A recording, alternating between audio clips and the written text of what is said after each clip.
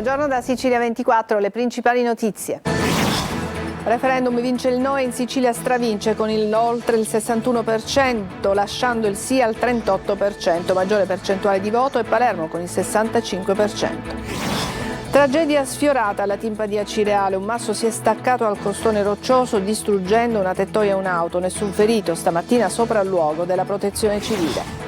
Corruzione all'Ars, chiesti di 2 anni e 6 mesi per Marcella Cannariato, al centro dell'inchiesta l'assunzione del nipote dell'assessore al turismo di Fratelli d'Italia, Elvira Amata, in cambio di un finanziamento.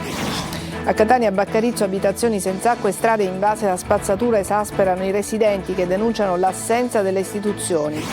Calcio, Serie C, esordio in chiaroscuro per il nuovo Catania di Viali. I rossazzurri non vanno oltre il pari contro il Casarano. Bruzzaniti si sblocca nel finale, Ferrara gela il Massimino e fa cadere l'imbattibilità casalinga di Dini.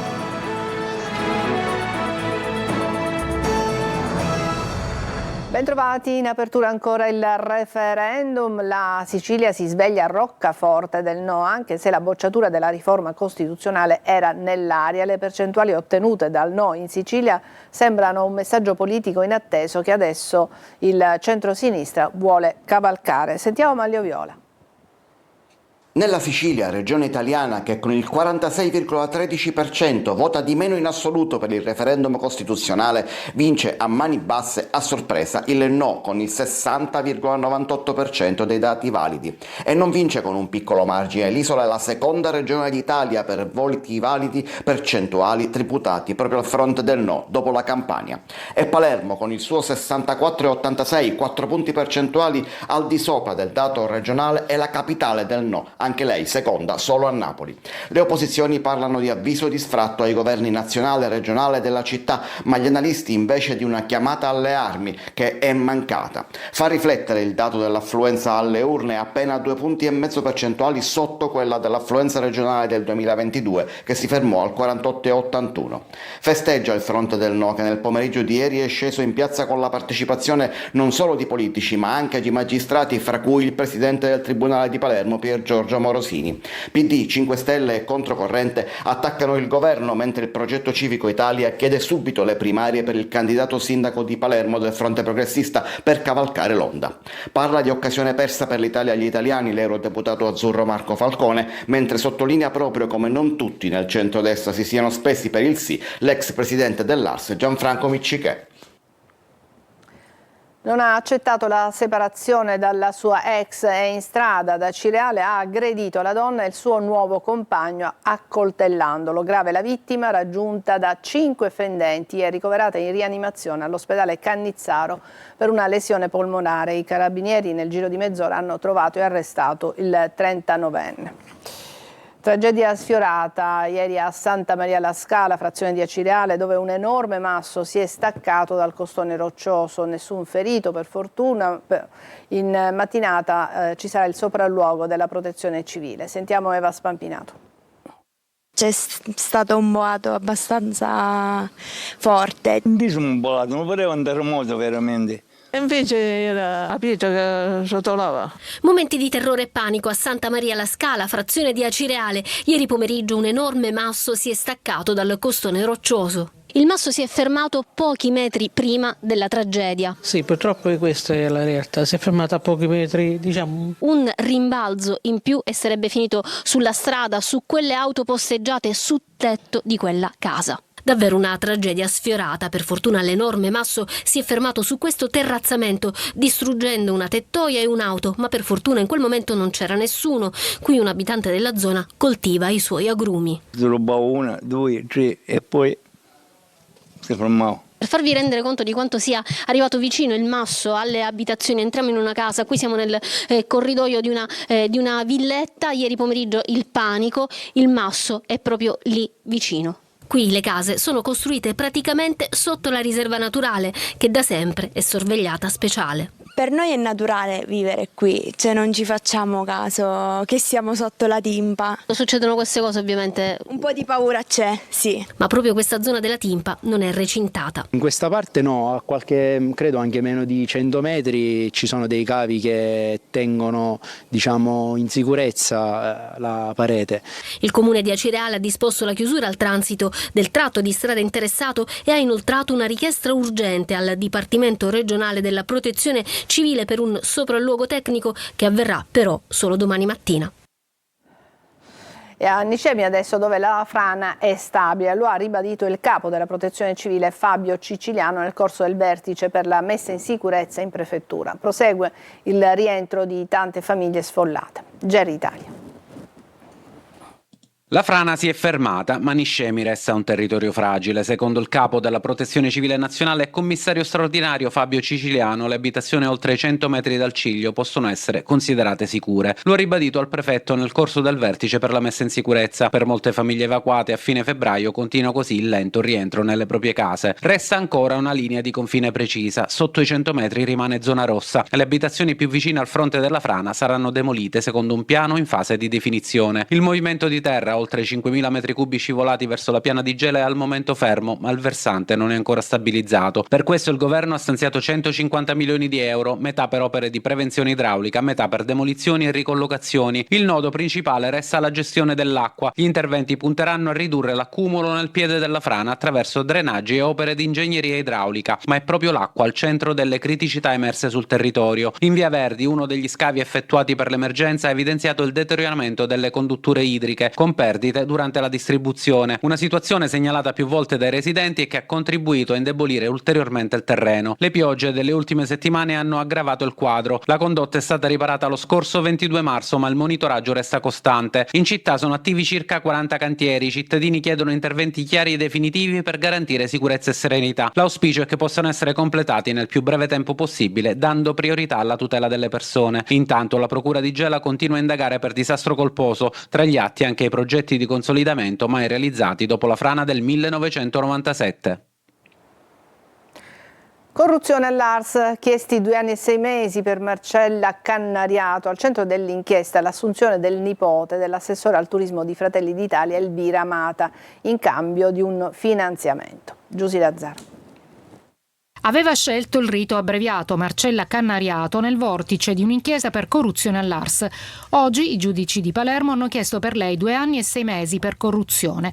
L'imprenditrice, ex moglie del patron di Sicily Bycar, è accusata di aver assunto a tempo determinato e aver pagato l'alloggio al nipote dell'assessore al turismo di Fratelli d'Italia Elvira Amata in cambio di un finanziamento di 30.000 euro alla Fondazione Bellisario, di cui all'epoca era rappresentante in Sicilia. Fondi che servivano per organizzare un convegno a Palermo. Amata, pure lei accusata di corruzione, ha scelto il rito ordinario. L'udienza preliminare oggi però è stata rinviata per un impedimento dell'imputata al 14 di aprile. In ogni caso la decisione nei 2 tipi di rito sarà contestuale il 20 aprile. Amata nel corso dell'interrogatorio aveva confermato di aver chiesto a Cannariato, con cui c'era un rapporto di cordialità, l'assunzione del nipote per aiutarlo in un momento di grande difficoltà per un grave lutto in famiglia. E ora ci spostiamo a Baccarizzo, a Catania, dove decine di famiglie sono senza acqua da oltre 2 settimane. In compenso sono pieni di spazzatura e invasi dai topi. Tonino De Mano. No, non siamo abbandonati, cioè proprio qua non esistiamo proprio. Abbandonati con decine di abitazioni senza acqua, sommersi di spazzatura, di erbacce incolte e con le strade che somigliano sempre più a mulattiere. A Catania, nei rioni di Baccarizzo, un problema tira l'altro ed esaspera i residenti che non sanno più a chi rivolgersi. Questa signora è senza acqua da oltre 2 settimane. Sigilli che ci hanno messo con bollette pagate e abbiamo anche le prove, quindi non sappiamo più cosa fare veramente, perché su 15 giorni senza acqua ce l'hanno lasciato un giorno. Cosa si fa in un giorno? Nulla.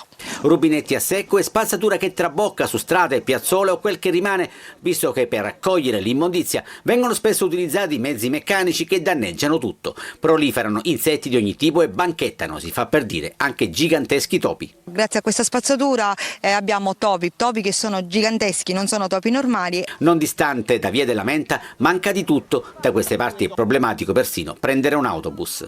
Quando prendiamo l'autobus, questa è la fermata in teoria. In pratica al momento di scegliere scendere dall'autobus gli autisti tirano dritto, soprattutto se sono autisti nuovi. Anche perché manca una pensilina. Esatto, non abbiamo pensiline, siamo letteralmente ad aspettare l'autobus sul ciglio della strada, che è anche una strada molto ristretta. Non se la passa meglio chi viaggia in auto, questo è uno dei pericoli per immettersi sulla strada principale. Non puliscono i canali, quindi non tagliano l'erba, spesso e volentieri nelle traverse della pianura, essendo che non c'è visuale, succedono degli incidenti, quindi si consiglierebbe anche di mettere uno specchio parabolico. I residenti lamentano la lontananza delle istituzioni, in primis del comune di Catania. A Catania, Sicilia, una discarica abusiva a ridosso di Viale Tirreno che vi avevamo mostrato in un recente servizio denuncia. L'area, ricoperta di scarti edili, plastica, sanitari in disuso, mobili, mattoni, carte e documenti vario tipo, è stata sequestrata dalla Polizia Municipale. Sono in corso accertamenti per risalire ai responsabili. È stata pure ricollocata la sbarra metallica per evitare ulteriori accumuli di rifiuti. Adesso una breve pausa, tra poco.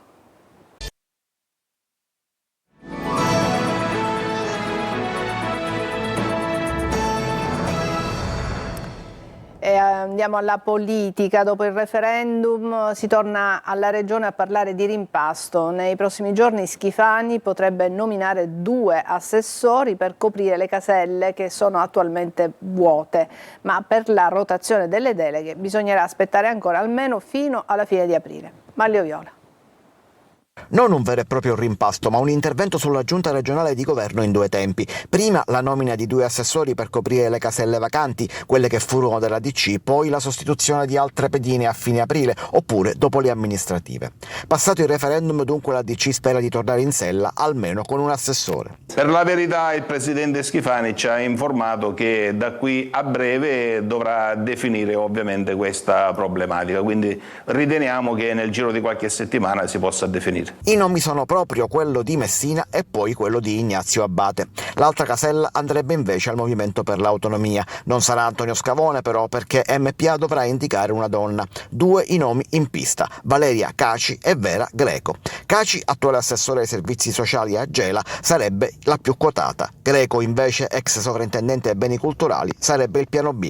Per il resto se ne riparlerà a fine aprile, dopo che sarà chiara la posizione dell'assessore Elvira Amata di Fratelli d'Italia, oppure dopo le elezioni amministrative di maggio.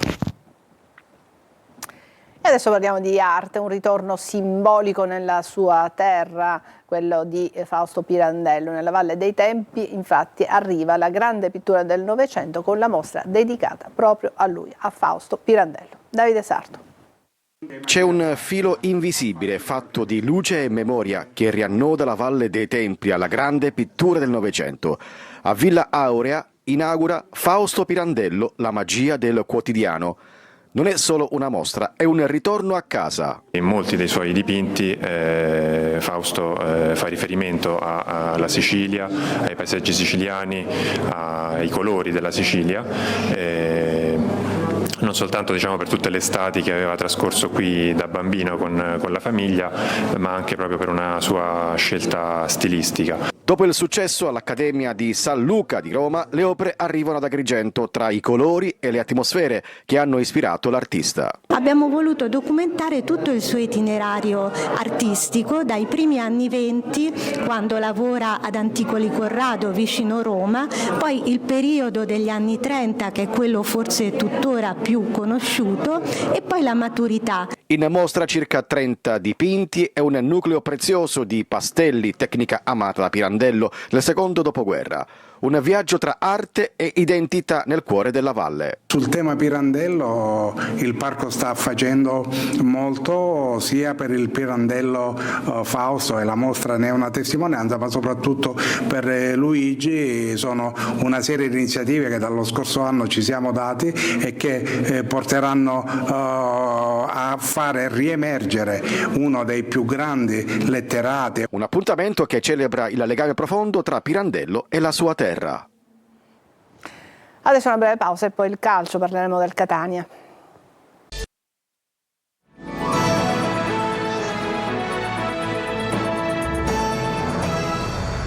Eccoci al calcio. Il nuovo Catania targato Viali non va oltre il pari contro il Casarano. Ad inizio ripresa segna Bruzzaniti. I pugliesi rispondono con Ferrara, che fa cadere l'imbattibilità casalinga del portiere Dini. Tonino De Mana. Esordio in chiaroscuro per il Catania, targato William Viali, che non va oltre l'1-1 contro il Casarano. Rivoluzione a metà nel gioco e nel risultato, con i rosazzurri che ancora devono assimilare i concetti del nuovo allenatore chiamato in causa dopo l'esonero di Mimmo Toscano. Viali cambia subito sistema di gioco ed opta per il 4-2-3-1 e con giocatori di chiara propensione offensiva, Lunetta, Gimenez e Bruzzaniti a supporto di Caturano. Temuto e fischiato nel Casarano, l'ex di turno Chirico, 15 gol all'attivo in questa stagione. Primo tempo equilibrato, ci provano Chirico, Di Tacchio e Lunetta, quest'ultimo impegna Bacchin. Decisamente più frizzante la ripresa, specie dopo il vantaggio del Catania. Bruzzaniti riceve da Di Tacchio, mette la palla sul destro e lascia partire un tiro cross che sorprende Bacchin. Il gol scalda il Massimino e riaccende gli entusiasmi. Ci sarebbe anche il raddoppio poco dopo, segna Caturano, ma l'azione è viziata da un fallo su Chirico. In gol anche Gimenez, anche questa volta però l'esultanza è inutile per un fuorigioco di Caturano. A 6 minuti dal termine arriva il pari. Ferrara lascia partire una conclusione nell'angolino che non lascia scampo a Dini, la cui imbattibilità casalinga si ferma a 1523 minuti. Finisce 1-1 e con qualche mugugno sugli spalti, con Salernitana e Cosenza ora rispettivamente a -5 e -6 dal secondo posto del Catania. E dopo la vittoria sul Padova, il Palermo si gode adesso alcuni giorni di riposo, approfittando della sosta in campionato per gli impegni delle nazionali. I rosanero credono ancora alla promozione diretta. Marco Gullà. E adesso sosta. Il Palermo, dopo la vittoria conquistata sul campo del Padova, va a riposo per qualche giorno, approfittando della pausa in campionato per gli impegni delle nazionali. Mancano 6 partite alla fine del campionato di B e sebbene la promozione diretta resti un obiettivo difficile, con Monza e Frosinone distanti ancora 4 lunghezze, il cammino di Pippo Inzaghi resta di altissimo profilo. Con oltre 60 punti conquistati, il tecnico ha fatto meglio di storiche cavalcate come quella di Guidolin nel 2003-2004.